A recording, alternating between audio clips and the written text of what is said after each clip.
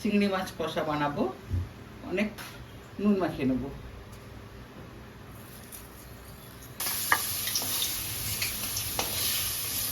তেলটা গরম হয়ে গেছে, গোটা শুকনো লঙ্কা তেজপাতা দিয়ে দিলাম,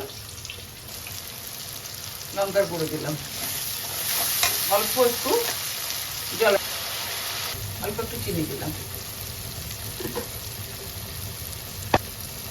পরিমাণ মতো লবণ দেবো, একটু চিনিও দিয়েছি আগে।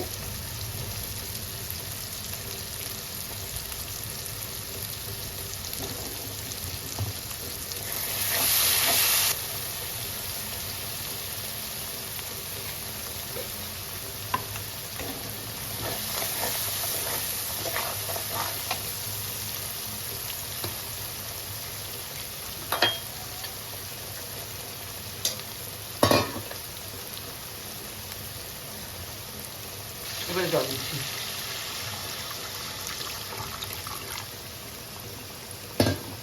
বেশি জল দেবো না, কারণ চিংড়ি মাছ থেকে একটু জল বেরোবে।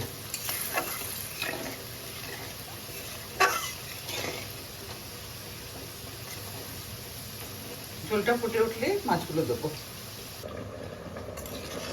চিংড়ি মাছের কারিটা আমার হয়ে গেছে, গ্যাসটা বন্ধ করে দিয়েছি। এবার আমি ঢেলে দিচ্ছি। এবার গরম গরম ভাতের সঙ্গে আমি পরিবেশন করব। তো বন্ধুরা, আজকে আমার এই উপস্থাপনা আপনাদের কেমন লাগলো অবশ্যই একটু কমেন্ট করে জানাবেন। মাঝখানে অনেকটা গ্যাপ হয়ে গেছিলো, আশা